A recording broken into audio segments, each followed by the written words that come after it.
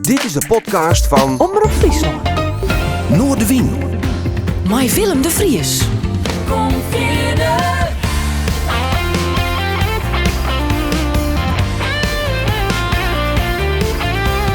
Alles wat er speelt. Omroep Friesland. Formidabel, formidabel.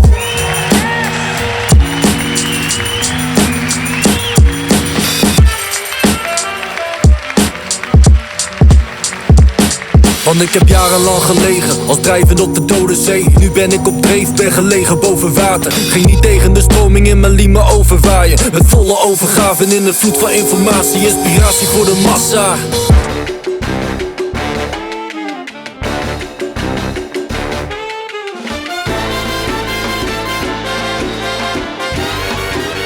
Dit is Noorderwien. Goeie, en welkom bij Noorderwien. Jullie hebben mij een bijzondere gast aan de tafel vanuit het Omroep Friesland Café. Het is een jongen die ik al heel lang ken. Hij is altijd heel fanatiek bij zijn muziek en zijn passie dwaande best. Daarom is ik mij nieuwe singles uitkwam, maar hij doet nog volle meer. Onder andere ex-zorgcoördinator en cultureel ondernemer. Maar een heel verhaal dus. Quo Way-O. Ook het goed gesprek nog steeds? Zeker, Quo-Way-O, ja. Mooi is de best, welkom. Ja, dankjewel. Hoe is het? Ja, het gaat goed. Het gaat goed. Ik zit in een goede flow. En druk met muziek bezig, inderdaad. En, lekker van het weer genieten, want het is lente. Dus mooi om hier te zijn. Er zijn 2 singles voor die uitkwamen. Betekent ik dat je muzikaal wel heel actief bent dus? Ja, ik ben weer terug. Ik heb inderdaad lange tijd heb ik geen muziek gemaakt. Of ik heb wel muziek gemaakt, maar niks uitgebracht. En dat heeft vooral te maken met dat ik op de middelbare school aan het werk ben. Dus heel erg druk bezig en dat was moeilijk te combineren.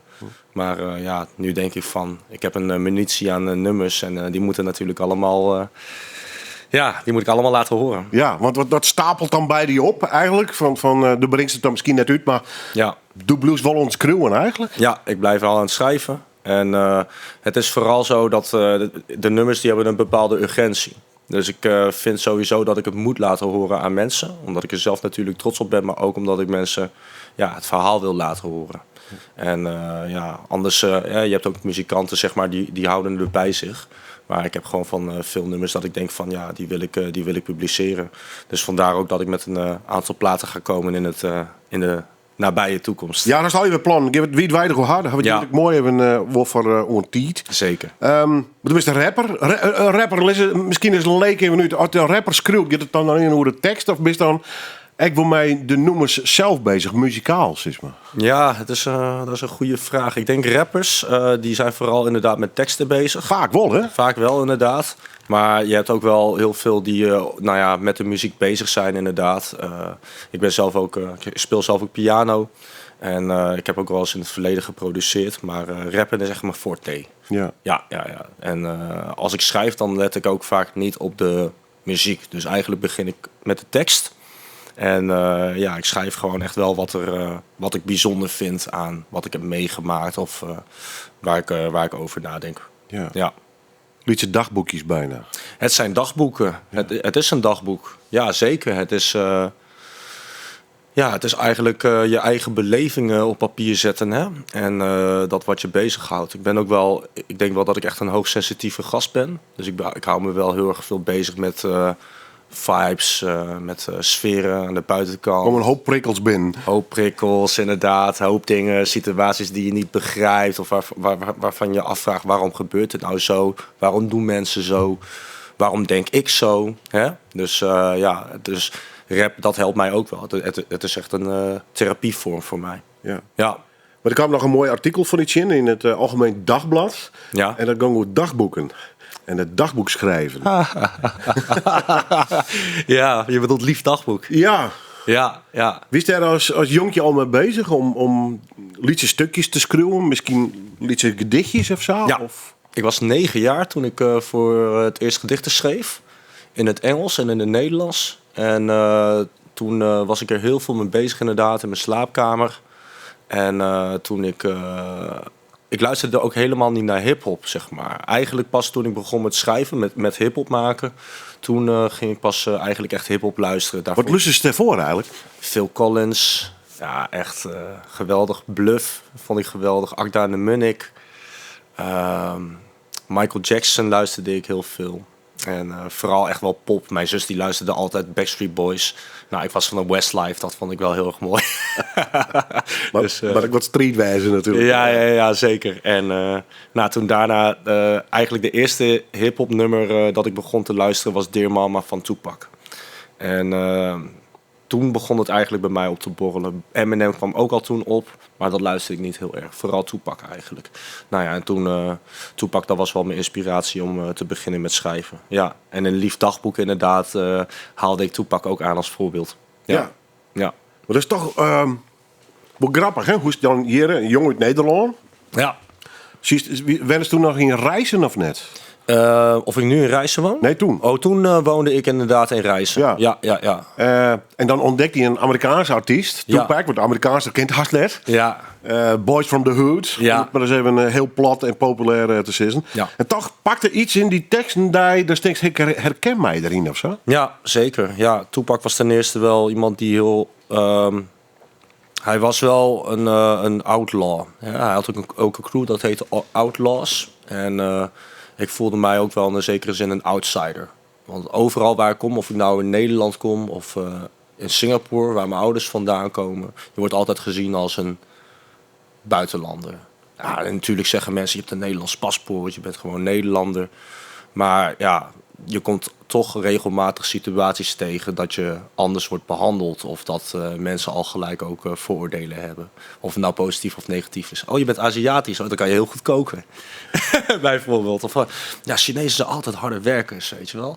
Maar ja, dus ik merkte bij mezelf van... Ik kon me wel identificeren met Tupac in die zin. En wat ik ook heel erg tof aan hem vond was... het was wel een man die echt wel... heel controversieel was, heel veel emoties toonde. En hij had zeg maar de gevoeligere nummers, maar ook wel de wat agressievere nummers, waardoor hij dan wel heel erg benadeld werd op zijn huidskleur of zijn manier van overbrengen. Ja, en dat integreerde me wel. Ja. Nog steeds trouwens, is die muziek nog steeds oké? Ja, als ik naar Tupac luister, vind ik dat nog steeds mooi. Ja, ik heb dezelfde emotie eigenlijk nog. Ja, ik voel het wel heel erg. Ja. Hij heeft me zelfs geïnspireerd met gedichten schrijven eigenlijk wel. Want hij schreef ook heel veel gedichten. En daar haalde ik wel heel veel warmte en voldoening uit, zeg maar. Ja. Hij is wreed. Moest hij naar één komen? Ja. Had hij dat bot rekken? Wat zei je? Hij is wreed dat ze op zijn eind kwam. Hè? Hij leeft net meer, hè? Ja, dat klopt inderdaad. Ja. Ja. En wie dat een schrik voor die of net? Nou, hij was al overleden toen ik nog begon met schrijven, zeg maar. Oh, toen moest het nog komen. Ja, precies. Ik wist pas achteraf wist ik dat hij overleden was, inderdaad. Okay, ja. Maar inderdaad, het was toen een harde tijd. En toen was de dader ook nog niet gevonden, nog steeds niet eigenlijk. Maar wie net zo, wist fan en op een moment komt men bij die zegt van, god, die grote held is deer. Dat zij is dus net geen, zeg maar. Ja. Maar dat lijkt me heel shocking, wist je. Dus dat is jongen een held haast. Ja, klopt inderdaad. Maar ik stond er niet zo bij stil bij zijn overlijden. Want binnen de hiphop kwam het wel vaker voor dat er heel veel geweld voorkwam. En zijn rivaal Notorious B.I.G. die was in 1998 of 99 overleden. Ja. Dus dat zijn momenten waar je niet bij stilstaat. Het is eigenlijk alleen de muziek. En ik was 13 jaar, hè, dus toen ik begon, 2003. Ja. We draaien muziek vandaag. Nou, dat week de nieuwe single, mag ik hem er even bij zissen. Ja. Formidabel. Ja. What's the story? Formidabel heb ik geschreven in de tijd dat ik op de culturele hoofdstad openingsceremonie stond, 2018. Ik zou daar ook een clip van opnemen toen destijds. Het gaat eigenlijk over... Ik schreef het in die tijd, zeg maar, dat ik echt hoogspanning voelde. Er kwamen heel veel opdrachten binnen, heel veel aandacht. En het was echt de kunst om bij mezelf te blijven. Om me niet al te veel te laten meeslepen door wat andere mensen zeggen of wat ze van je willen. En ook dat er heel veel van me werd gevonden. En ik denk dat die track, die schreef ik voor mezelf om wel met beide benen op de grond te blijven staan. Hè? Om te zeggen van laat ze maar denken in kaders. Ik maak me best comfortabel. Mijn bed is mijn fort. Want thuis is de realiteit. Dan beginnen gewoon weer de dagelijkse gang van zaken. En Formidabel is dus voor mij echt een tekst van... je mag blij zijn met wie je bent, maar laat ze maar denken, maar blijf bij jezelf. Ja. En dan schrijf ik ook, dan zeg ik in de tweede couplet, zeg ik... want ik heb jarenlang gelegen als drijven op de dode zee. Nu ben ik op dreef, ben gelegen boven water. En daarmee bedoel ik te zeggen van... jarenlang liet ik me meeslepen. En nou ja, dat deed ik nog steeds wel in die tijd. Maar ik wist ook wel dat het moest veranderen. En dat ik voor ogen moest houden dat ik mijn hart moet volgen. Ongeacht wat anderen zeggen. Persoonlijke keuzes maak je dus. Ja. Persoonlijke keuzes maken. Je eigen visie naleven. Wie is bot een pleaser of net? Ik ben echt een pleaser. Ongelooflijk. Ja, it's a gift and a curse. Hè? Wat mensen die maar aardig vinden. Ja. Dat was mijn streven. Aardig gevonden worden. Nog steeds wel. Het beste kant van jezelf laten zien. Ja. En dat leer ik nu wel echt meer voor mezelf te kiezen. Wees lief voor jezelf. En daarna lief voor een ander. Maar van nature ben ik ook wel een hele lieve jongen. Dus ik weet dat als ik lief voor mezelf ben... dat ik dat dan ook meer kan uitstralen naar anderen toe. En toen destijds was het zo van... ik word er blij van als ik andere mensen kan helpen. Maar niet als ik mezelf kan helpen. Nou stap ik in hier, dus stek mij de Bee Gees aankomst. How deep is your love? Ja. Heel leer veske, hè? Ja, zeker. Zeker. Heel zacht. Heel aardig, inderdaad. How deep is your love is wel... als ik aan dat nummer denk, dan denk ik eigenlijk aan dat ik met mijn vader in de auto zit, onderweg ergens naartoe. Ook mijn ouders hadden een café en een cafetaria en dan moesten we wel eens naar de Macro toe of naar de Sligro. Dan zetten we dat nummer aan en ja, ik weet niet, dat nummer dat brengt mij terug naar de kinderjaren. Ja, mooi nummer. Know your eyes in the morning sun. I feel you touch me in the pouring rain. And the moment that you wander far from me, I wanna feel you in my arms again. And you come to me on a summer breeze, keep me warm in your love, then you softly leave. And it's me you need to show. How deep is your love? Absolute klassieker, How Deep Is Your Love van de Bee Gees. En ja, ik vind het fantastisch dat mijn gast van Joert onderhoorn ik met deze platen komt. Ja, ik ken hem als rapper en dan kom je niet eens met de Bee Gees aan. Quo, leuk dat je best, nogmaals. Je had het verhaal al even heel kwartier bedwaan met nieuw materiaal. Met 2 singles verduurd. In Oren Explore Noord komt er nog een tweede album van die uit. Ja. Wat voor project wordt dat? Dat werd het verlengde van het album wat aan nu komt? Hoe zit dat eigenlijk? Nou, dat is wel een grappig verhaal. Eigenlijk waren we niet van plan om de plaat van deze maand te publiceren. Dat was eigenlijk nooit het plan geweest. 30 juni hè, komt hij uit? Ja, 30 juni komt Hoe heet die? Noorderlicht. Ja, Noorderlicht. Noorderlicht, ja. Noorderlicht, inderdaad. En nou, in februari hadden we eigenlijk pas besloten. Wie is wij trouwens? Poelier, Jan-Willem Poelma en Chris Blaquier is de beatmaker. En wij hadden besloten dan om in februari het toch uit te brengen. Want de nummers die zijn al van een tijd geleden. En ja, Chris die kan niet afmixen of masteren. Dus de technische vaardigheden die bezit hij niet.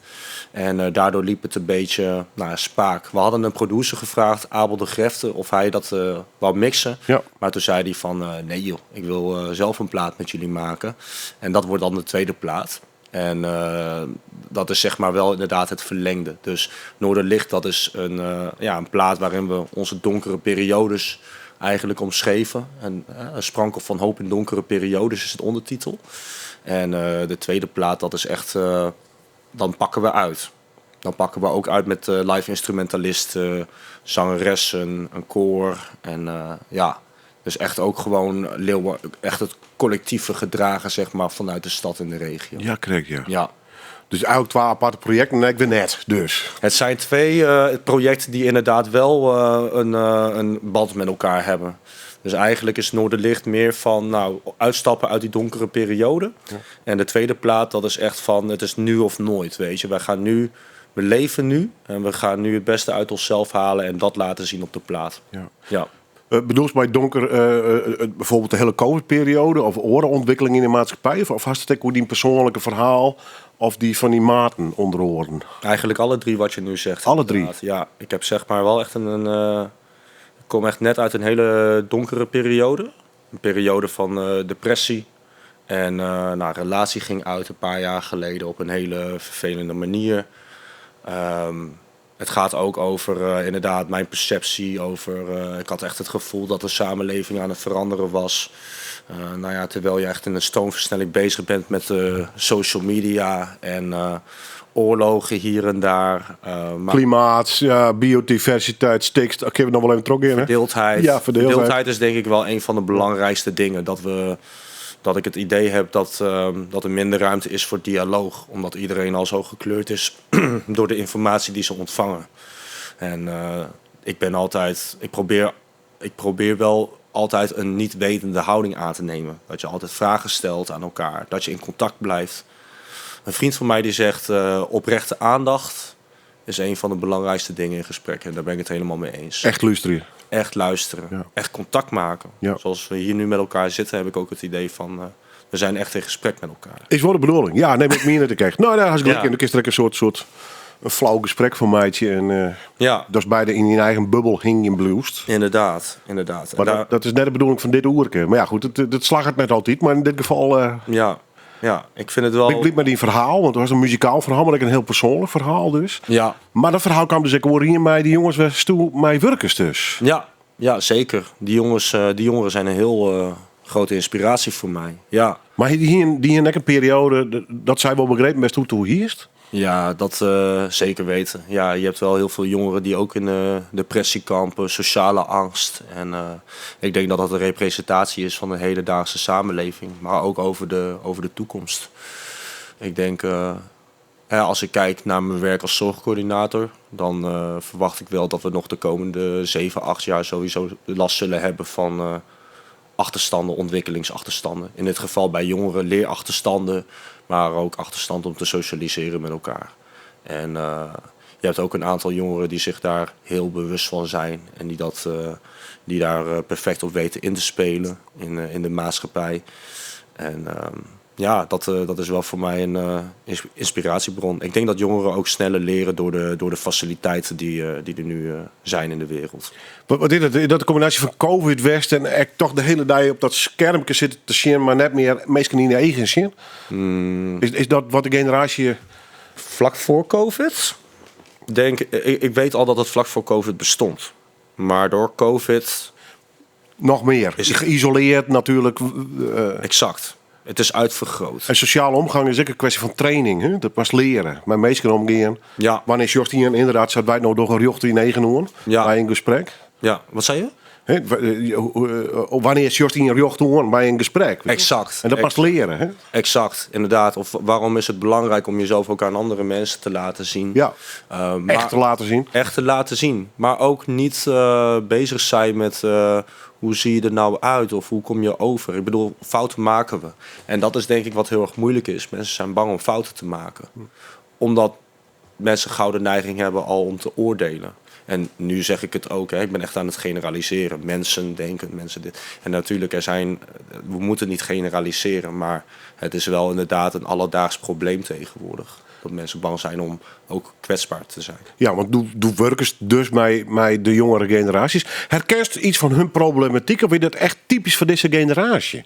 Nee, ik herken het heel erg wel. Toch wel, hè? Ik denk ook wel ik denk ook in mijn generatie en in de oudere generatie dan herken ik wel de perfectionisme. Hè, het dingen uit jezelf willen halen. Altijd bezig zijn met wat een ander heeft of hoe een ander denkt. En Maar echt heel individualistisch, denk ik, of niet? heel individualistisch. Ja. Want ik kom nog uit de periode jaren 80, wie mijn puberteit. Ja. En wie wel heel wat nog wel mij samen. Mij zien al. En ik had het idee dat ik een beetje Ja. verdwenen is. Omdat iedereen heel individueel in dat eigen bubbeltje zit of zo. Ik denk verdwenen niet. Want toen was mij het louter collectief wel heel erg samenwest, hè?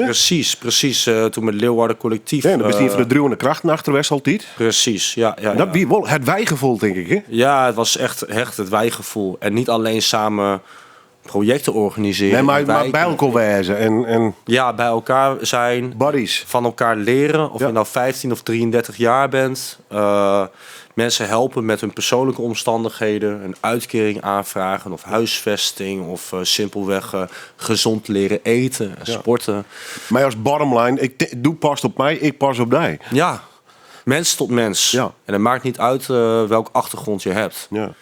Dus ik denk dat die collectieve behoefte bij iedereen wel er is. We zijn groepsdieren, toch? We zijn groepsdieren. Maar we worden wel geconditioneerd en we leven wel in een maatschappij waarin er verwacht wordt dat je echt voor jezelf zorgt. Ja. Heel individualistisch wat je zegt. En dat gaat toch wel inderdaad tegen de natuur in op sommige momenten. Nou, ik kan me voorstellen dat dat botst, inderdaad. Ja.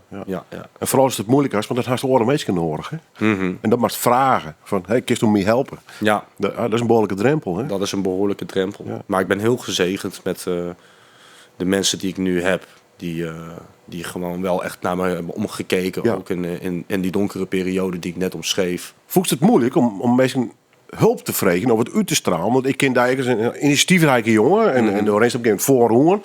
Er was vregen voor de ierbelingsceremonie inderdaad, voor de culturele hoofdstad. Maar daarvoor was ik al heel actief. Dus er is eigenlijk een hele succesvolle jongere. Tenminste, zo komt dat dan een hoer. Ja. Maar blijkbaar gaat er in een hol ook alles nog Ja, zeker. oors. Zeker. Ja. Voegt dat moeilijk om daar heen te stappen of niet? Nee, dat vind ik niet moeilijk. Ik denk van wat heb ik te verliezen? Iedereen is mens. Iedereen heeft zijn onzekerheden. Ik schaam me daar echt niet voor.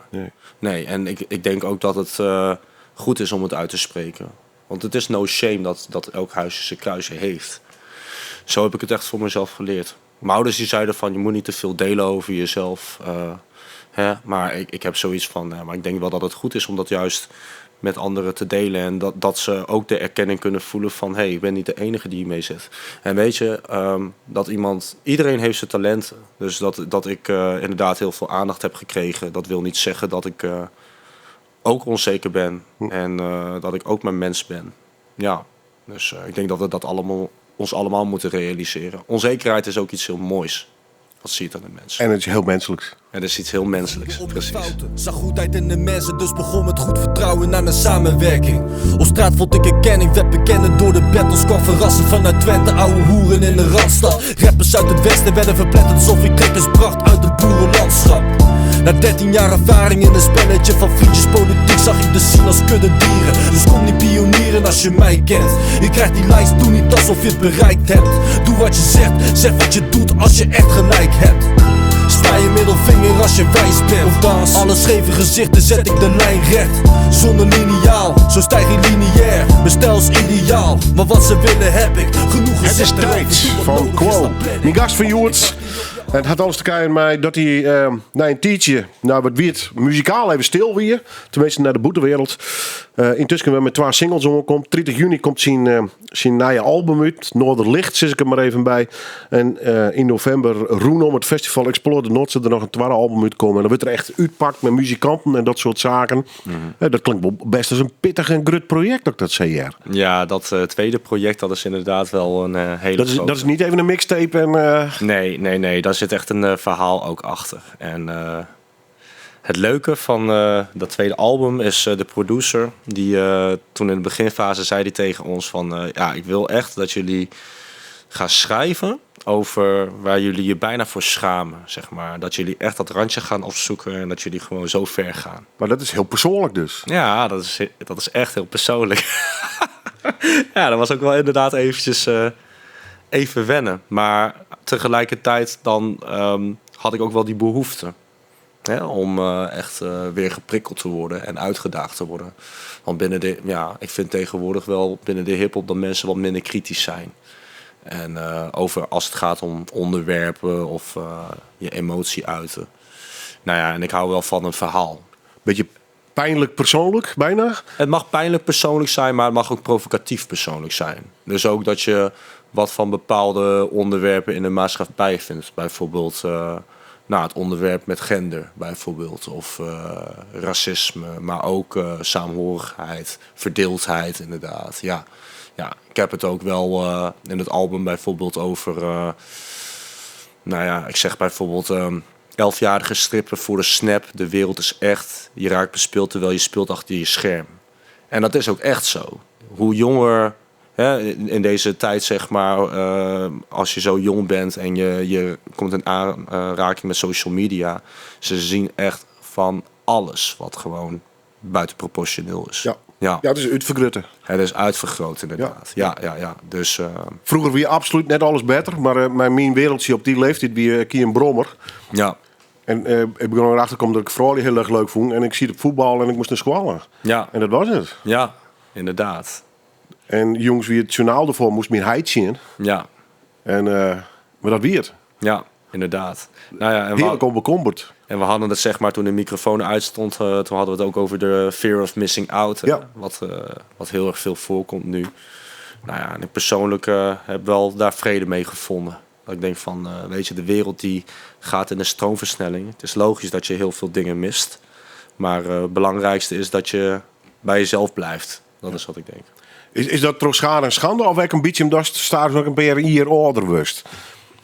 Best een wijze 30 rond worden of net? Nee. Als ik wijs overkom, dan is dat iets wat al zo lang... Nou, best in ieder geval jongen die night think. Daar begint het mij, denk ik. Ja, maar daar ben ik altijd al geweest. Ja, al op middelbare school. Ik denk dat dat ook wel de reden is dat ik schrijf. Ik denk heel veel na. Ja. Ik vind het moeilijk om mijn hoofd uit te schakelen. Ja, zijn me date van laatst ook. Moet niet zoveel nadenken, joh. Nee, maar inderdaad. Maar dit is wel, schrijven is voor mij daarom wel ook een therapie. Hè? Om dingen te ordenen, om ook terug te lezen. Ook om mezelf te verrassen dat ik denk van wow, heb ik dit geschreven? Ik had laatst volgens mij was het 18 maart, 2,5 maand geleden, Typhoon. Typhoon de rapper, hè? Die had een Open First Challenge op Instagram gezet. En ik zat dus wel in die periode dat het een beetje duister was. En ik schreef op die beat. En dan had ik het ook echt over racisme. En toen haalde ik een situatie naar voren van vroeger. Ik was 10, zat op voetbal. En de trainer die gaf alleen maar racistische opmerkingen. Dacht dat het helemaal niks mis mee was. En ik, op een gegeven moment uit frustratie, toen was de emmer gewoon vol. En toen knapte er iets in me. En sloeg ik hem op zijn kaak. En ik sloeg hem een bloedlip. Nou ja, en dat is een verhaal. Het gaat erom, ik had het in de tekst verwerkt. En ik heb het aan niemand verteld in die tijd. Dus ik merk gewoon echt wel dat het onderbewuste naar boven komt. En dat vind ik heel erg mooi. Hoe je dat aan, die situatie? Kreeg je op een beurlige of wie er begrip van die actie? Van Nee. frustratie? Nee, er was geen begrip voor mijn actie. Nee, ik moest naar een andere elftal toe. Ik ging om tafel met 5 volwassenen van de directie. Nou moet je je voorstellen dat je 11 jaar bent, 10, 11 jaar. En je staat er tegenover 5 volwassenen. Ja, dan wordt hij net wezen. Dat is heel intimiderend. Ja. Heel intimiderend. En mijn vader vroeg ook echt niet vooraf van wat is er nou precies gebeurd. En ik denk ook dat dat komt doordat ik vond het heel erg moeilijk om mij te uiten. En er zat natuurlijk ook heel veel emotie in. Hè, en je weet diep van binnen wel dat het helemaal niet goed is hoe ze je hebben behandeld. Maar hoe leer je dan daarmee om te gaan? Nou ja, en gelijk hebben en gelijk krijgen. Ja, dat zijn 2 hele verschillende dingen inderdaad. Ja. En wat zij beoordeelde was alleen van ja, jij bent agressief. Nou, Ja. wat de F. Ja, echt hoor. Ja, best. Nee. Nou ja, dat is gewoon pijnlijk dat dat nog steeds wel... Ik maak er nu niet zo vaak meer mee, gelukkig. Maar er is wel een tijd geweest, vooral toen corona kwam... dat ik heel veel verhalen hoorde over dat Chinezen werden gediscrimineerd... in Nederland, in Frankrijk, Duitsland. Dat ik dacht van ja, lekker kortzichtig allemaal. Maar ik ben er ook wel een beetje immuun voor geworden hoor. Want ik ben een battle rapper, of ik was een battle rapper. Ik heb heel veel aan freestyle battles meegedaan in die tijd. Dat bestaat nu niet meer. Maar destijds ging het echt over elkaar discrimineren, over elkaars moeder en vader praten, en zusje en dit en dat. En alles mocht gezegd worden. En dat hielp mij ook wel om wat meer weerstand te creëren en de dingen meer met een korrel zout te nemen. Dingen meer los te laten. En ik denk dus toen een mooi voorbeeld best, dat ik die voorbeeld neem bij mij in ieder geval, van toch een jongere generatie mensen die met culturele roots in Azië zitten. Ja. Ik denk dat het wat breder is dan alleen in Singapore in dit geval. Ja. Die wordt steeds assertiever, werd ik in Nederland. Ik ga laatst een heel interview hoor met een dame, gewoon eigenlijk een Nederlandse dame, maar met Chinese roots. Ja. Maar die schreeuwt toneelstukken, die is boeken ontschreeuwen. Er is iets van assertiviteit aan het opkomen, hè, had ik het idee. Ja, zeker. Maar van 4 komen, had ik het idee. Het moet van ver komen. Ja. Zit ik wat in de cultuur natuurlijk, hè? Vooral collectief. Ja, ik weet niet inderdaad. En het kan niet per se oordelen over de cultuur. Singaporese cultuur is heel anders dan de Chinese cultuur. Oké, daar zit ik weer een verschil in dus. Ja, er zit een groot verschil in. En ook de Japanse cultuur bijvoorbeeld. Maar wat in mijn opvoeding is geleerd is van... je moet niet... je moet je stilhouden naar de buitenwereld toe. Je moet gewoon bezighouden met wat er thuis is. Maar inderdaad, assertiviteit, dat wordt niet echt geleerd. Nee. Van laat ze maar gaan. Leven en laten leven eigenlijk. Maar in dat opzicht ligt ook action. Dan ben je assertief. Dan ligt in die teksten, in je rap. Dit vind ik. Ja. Hallo, ik mag bestaan. Ja, inderdaad. En toen met dat stukje over Typhoon die ik had geschreven... kreeg ik echt heel veel reacties ook van... ook Aziatische mensen, maar ook Nederlandse mensen. Laatst had ik zo'n lange voiceclip van iemand gekregen van... wow, het heeft me echt de ogen geopend. Ja. En dat ze dan ook... stil gaan staan bij liedjes die ze bijvoorbeeld op de basisschool hebben geleerd. Hanky Panky Shanghai of zo. En mensen zijn zich lang niet bewust van hoe traumatisch dat kan zijn voor Aziatische kinderen. Ja. En het feit dat ik... Nou, een beetje te vergelijken met het Zwarte Piet verhaal. Hè? Exact, ja. Het is als heel onschuldig shot. Kan bij de oren heel pijnlijk wijzen. Ja, klopt inderdaad. En aan de ene kant vind ik dat je daar aandacht voor moet hebben. Hè, voor wat het kan doen met de ander. En aan de andere kant vind ik ook van... je hebt zelf ook een stem die je echt moet uitspreken. Dus jij kan ook invloed uitoefenen op anderen. Nou, dat vind ik mooi. Dat er gelukkig kunt... Meestal met die culturele achtergrond. Ja. Die assertief worden. Ja. En dan maar op zijn Hollands. Dus soms even met de botte bijl. Het heeft een voordeel hoor. Ja, toch? Ja, zeker. Zit er, even een gekke vraag. Dan nog wel verschil in tussen het gevoel wat hier bij reizen en Friesland. Want dit is weer meer een plattelandscultuur, heb ik het idee. Nou, reizen net zo. Ja, hè? Twente net zo. Daar zit net zoveel verschil in dus. Er zit niet zoveel verschil in. Wat wie er een nou dus je naar Friesland komt? Geen samenwonen. Te keren wennen. De leefde. Ja, de leefde inderdaad. Ja, een Frieske famke of een Liewander famke? Of... Een Harense famke. Een Harense famke. Een oude zeun. Een oude zeun, ja, correct. Ja, hele leuke dame. Ja. Ze woonde in Hilversum. Maar ja, ze wou dolgraag weer terug naar Friesland. Zoals dat lukt toch, hè? Zoals de meeste Friesen dat wel hebben, inderdaad. En, herken je dat gevoel? Dus ooit bij waarom was naar reizen? Of zit u toch wel heel diep in de cultuur van Singapore bijvoorbeeld? Of bist u wel echt een louter Fries worden? Hoe vielst die? Ik voel me echt... dat is een goede vraag. Als je vraagt hoe voel je je... Vind ik een goede vraag. Kijk, ik ben het gewend om te zeggen een tukker. Maar ik ben het altijd gewend om te zeggen dat ik van de andere kant kom. Ja. In plaats van dat ik nu hier 12 jaar woon en zeg ik ben een Leeuwarden. Maar ik voel me heel erg thuis in Leeuwarden. En ik wil hier ook niet meer weg. Maar als ik weg wil, dan zal het nooit ergens anders in Nederland zijn. Want dan zou ik graag op wereldreis willen of op backpackreis. En wat vind je zo leuk aan die Leeuwarders dan? Want het is een klein stadje. Ja. Al die wat in je helemaal niet. Ja. Nou, maar Leeuwarden... Ja, ik ben ook generaliseren nou. Maar... Nee, dat is zo. Maar, de stad had zich geweldig ontwikkeld, overigens. Maar ik er wel bij zitten. Dat zeker. Ja. Ik hou van Friesland ten eerste. Echt vanaf van de Frieske Marre tot aan Dokkum, zeg maar. Ja, ging het gebied, het lege Longerskip bijvoorbeeld. Ik vind dat heerlijk. Ja. Ik vind het heerlijk. Ook hoe de mensen zijn. Heel relaxed, nuchter. En Leeuwarden, ja, dat is een stad. Het is heel erg klein. Dat je eigenlijk alle soorten verschillende mensen tegenkomt. Je kunt heel erg makkelijk hier in de scene terechtkomen. Ook heel erg makkelijk in gevaren. Er zijn heel veel risicofactoren hier in Leeuwarden wel. Ja. Maar...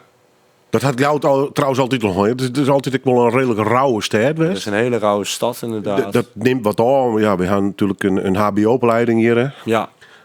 Dus dat hele studentenklimaat had dat wel een beetje verloren. Ja. De stad ontwikkelt zich ook. Ja. Maar louter wel een rauwe kantje nog steeds. Hè? Nog steeds een hele rauwe stad in de mentaliteit. En het doen en laten. Maar ik seks, drugs en rock'n'roll bij wijze van spreken. Ja. En ik heb 2 jaar in Groningen gewoond. In Greens. Ja, is toch wat oors, hè? Is heel anders. Maar toen ik dus van Groningen naar Leeuwarden kwam. Wat me zo erg trekt aan Leeuwarden is... ik heb gewoon echt wel leuke gesprekken met mensen. Het is altijd oprecht. En ook nuchter, niet te moeilijk doen. Hè, gewoon zeggen waar het op staat. En dat, maar op een rustige manier. En ook niet een manier van overschreeuwen naar elkaar toe. Tenminste, dat ervaar ik heel vaak zo. En ik vind dat mensen heel erg benaderbaar zijn hier. Kan met Tom van de Scooters kan ik bijvoorbeeld heel gemakkelijk praten. Met jou. Maar ook gewoon lekker met iedereen die zeg maar een spot heeft in de cultuur. En gewoon normaal gedragen. Ja. En toch vind ik, maar dan zit ik dat maar even als diepvries, om het zo maar zo te drukken.